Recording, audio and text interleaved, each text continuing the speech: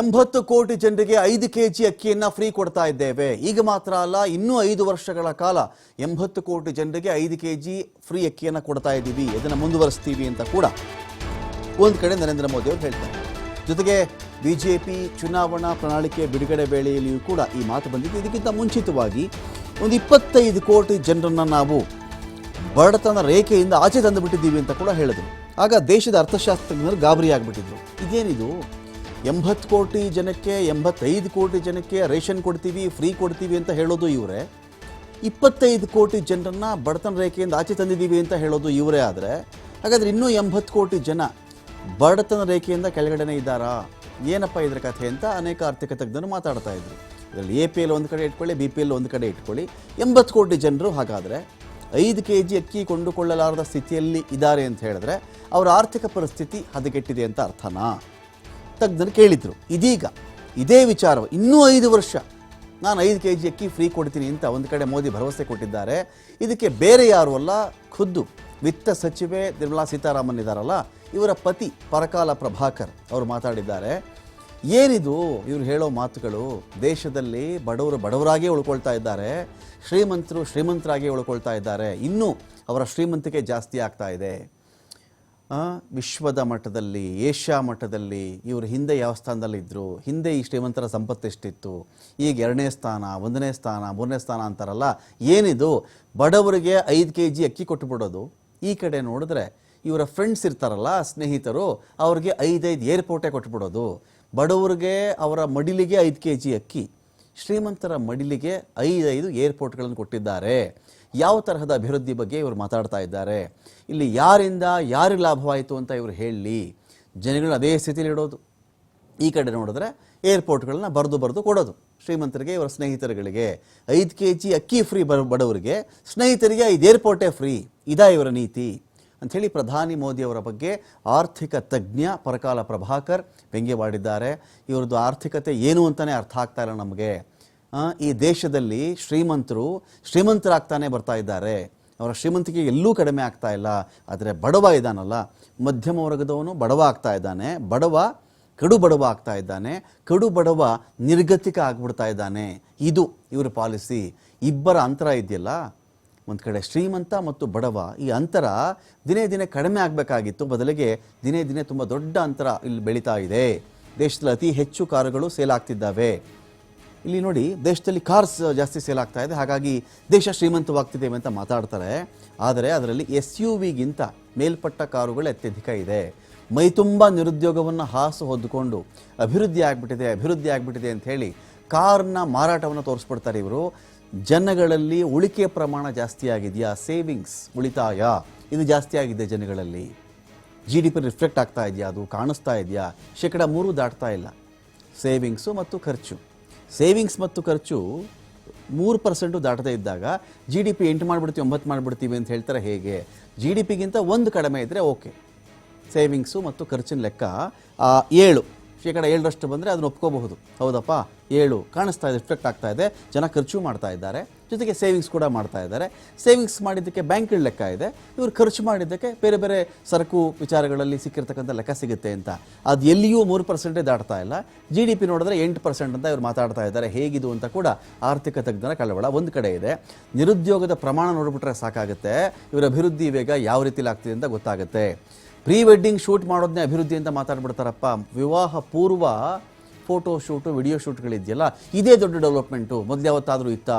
ಈಗ ನೋಡಿ ಜನ ಎಲ್ಲ ಖುಷಿಯಾಗಿದ್ದಾರೆ, ಪ್ರೀ ವೆಡ್ಡಿಂಗ್ ಶೂಟ್ ಮಾಡ್ತಾರೆ, ಇದೇ ನೋಡಿ ಅಭಿವೃದ್ಧಿ, ಇದರಿಂದ ನೋಡಿ ಎಷ್ಟೊಂದು ಉದ್ಯೋಗ ಸೃಷ್ಟಿಯಾಯಿತು ಅಂತ ಮಾತನಾಡ್ತಾರೆ. ಇದು ಯಾವ ತರಹದ ಸಮರ್ಥನೆ ಅಂತ ಪರಕಾಲ ಪ್ರಭಾಕರ್ ಮಾತಾಡಿದ್ದಾರೆ. ಪ್ರೀ ವೆಡ್ಡಿಂಗ್ ಶೂಟ್ಗಳಿಂದ ಆರ್ಥಿಕತೆಗೆ ಯಾವ ಮಟ್ಟದ ಲಾಭ ಇದೆ ಹೇಳಿ ಇವರು? ವಿನಾಕಾರಣದ ಖರ್ಚಿನಿಂದ ನಿವ್ವಳ ಲಾಭದಲ್ಲಿ ಯಾವುದೇ ಕಾರಣಕ್ಕೂ ಏರಿಕೆ ಆಗಲ್ಲ. ಇವ್ರಿಗೆ ಅರ್ಥಶಾಸ್ತ್ರ ಗೊತ್ತಿಲ್ಲ ಅಂತ ಹೇಳಿ ಅವರ ಕಳವಳಗಳಿವೆಲ್ಲವೂ ಕೂಡ. It actually mirrors the rural distress. So actually mirrors the inequality that is growing. It all actually mirrors the jobless growth that is happening in India. I'll tell you how. You talked about the automobile sector.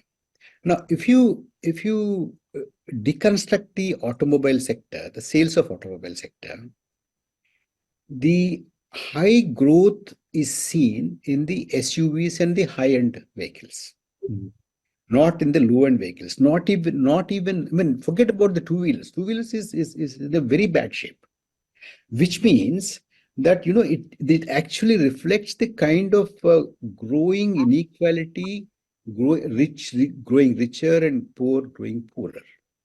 And the rural wages and the normal wages are stagnant. You have a tremendous growth in the numbers of billionaires in our country last 10 years, from 125 to today, I think it's 165 or so. And then you have a massive expenditure on pre-weddings. Now, if you and there are people who would argue that that also has generated a lot of employment, incomes, and things like that.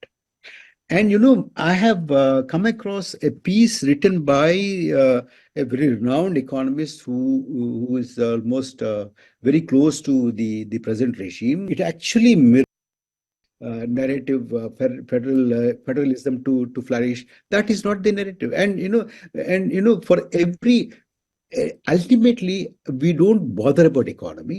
We don't bother about any other person than the Hindu person. We don't bother about any other person than a couple of rich people.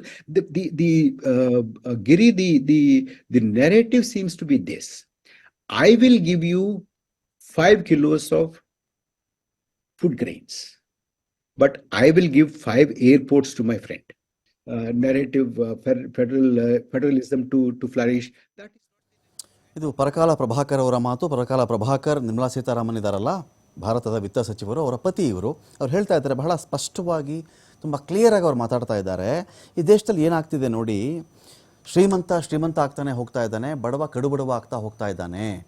5 kg ಆಹಾರ ಧಾನ್ಯಗಳನ್ನು free ಕೊಡ್ತೀನಿ ಅಂತ ಒಂದು ಕಡೆ ಹೇಳೋದು, ತನ್ನ ಸ್ನೇಹಿತರಿಗೆ 5 ಏರ್ಪೋರ್ಟ್ಗಳನ್ನು ಬರ್ಕೊಟ್ಟು ಬಿಡೋದು. ಇದೇ ಈ ದೇಶದ ಸ್ಥಿತಿ, ಇವತ್ತಿನ ಆರ್ಥಿಕ ಸ್ಥಿತಿ. ನೆರೇಟಿವ್ಸ್ ಹೇಗೆ ಬಿಡು ಮಾಡ್ತಾ ಇದ್ದಾರೆ ಅಂದರೆ, ನೋಡಿದ್ರಾ ಕಾರುಗಳು ಸೇಲ್ ಆಗ್ತಾ ಇವೆ ಅಂತ ಮಾತನಾಡಿದ್ರು. ಕಾರುಗಳಲ್ಲೂ ಕೂಡ ಡೀಟೇಲ್ಸ್ ಕೊಡೋಕ್ಕೆ ಸಂತೋಷ್ ಕೂಡ ಹೇಳಿದ್ದಾರೆ. ಸಂತೋಷ್ ಅದನ್ನೇ ಹೇಳ್ತಾ ಇದ್ರು, ಪರಕಾಲ ಪ್ರಭಾಕರ್ ಕೇಳಿಸ್ಕೊಳ್ತಾ ಇದ್ದೆ. ಅವ್ರು ಹೇಳ್ತಾರೆ, ಕಾರುಗಳಲ್ಲಿ SUV ಕಾರುಗಳಿದೆಯಲ್ಲ, ಇವುಗಳ ಸೇಲ್ ಜಾಸ್ತಿ ಆಗಿದೆ ಅಷ್ಟೇ. SUV ಅಂದ್ರೇನು? 18 ಲಕ್ಷ, 19, 20 ಲಕ್ಷ, 25 ಅದರ ಮೇಲ್ಪಟ್ಟಂಥ ಬೆಲೆ ಇರ್ತಕ್ಕಂಥ ಕಾರುಗಳವೆಲ್ಲವೂ ಕೂಡ 6 ಲಕ್ಷ, 5 ಲಕ್ಷ, 8 ಲಕ್ಷಕ್ಕೆಲ್ಲ ಬರುವಂಥ ಕಾರುಗಳಲ್ಲ.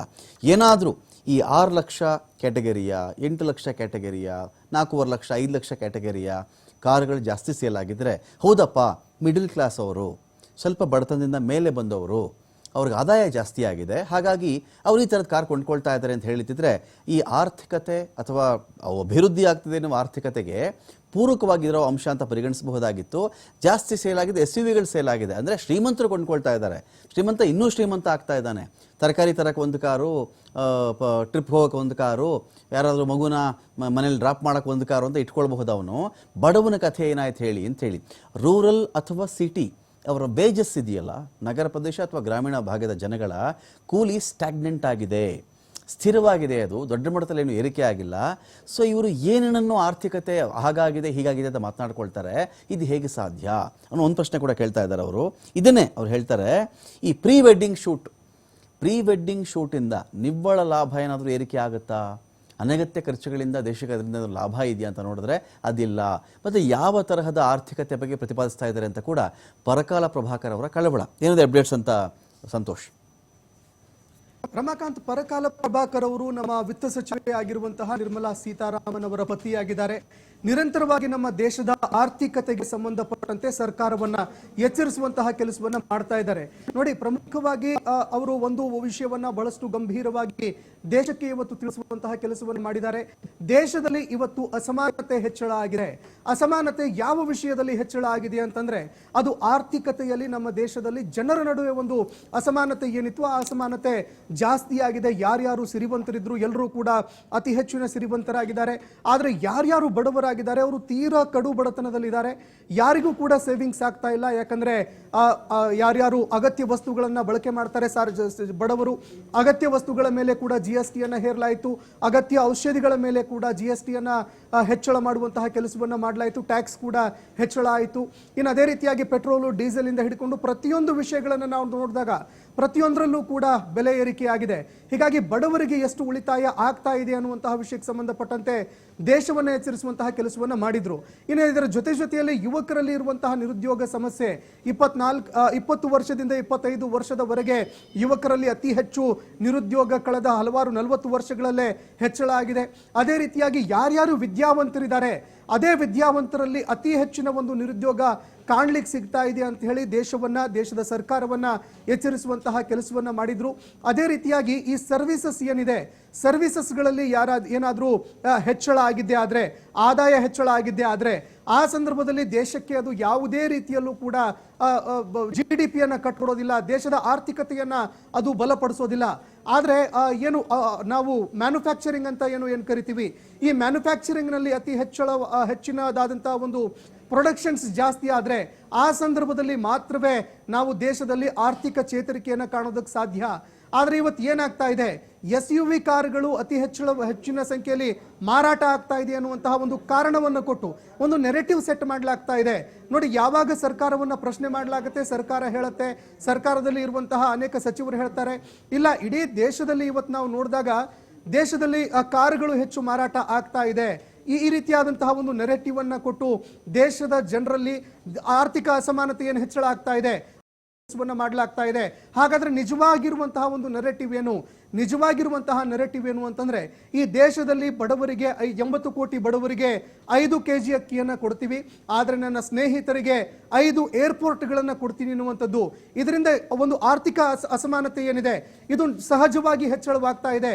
ಸಿರಿವಂತರಿಗೆ ಮಾತ್ರ ಈ ಒಂದು ಸರ್ಕಾರದ ಕೃಪಾ ಕಟಾಕ್ಷ ಇದೆ ವಿನಃ ಬಡವರಿಗೆ ಇಲ್ಲ. ಹೀಗಾಗಿ 80 ಕೋಟಿ ಜನ ಬಡವರಿದ್ದಾರೆ. ಸರ್ಕಾರ ಇದನ್ನ ಒಪ್ಕೊಳ್ಬೇಕು. ಆದರೆ ಸರ್ಕಾರ ಇದಕ್ಕೆ ಬೇರೆಯದೇ ರೀತಿಯಾದಂತಹ ಒಂದು ನೆರೆಟಿವ್ ಅನ್ನ ಸೆಟ್ ಮಾಡುವಂತಹ ಕೆಲಸವನ್ನ ಮಾಡ್ತಾ ಇದೆ ಅಂತ ಸರ್ಕಾರವನ್ನ ಚಾಟಿ ಬೀಸುವಂತಹ ಕೆಲಸವನ್ನ ಅವರು ಮಾಡಿದ್ದಾರೆ. Ramakant, thank you Santosh.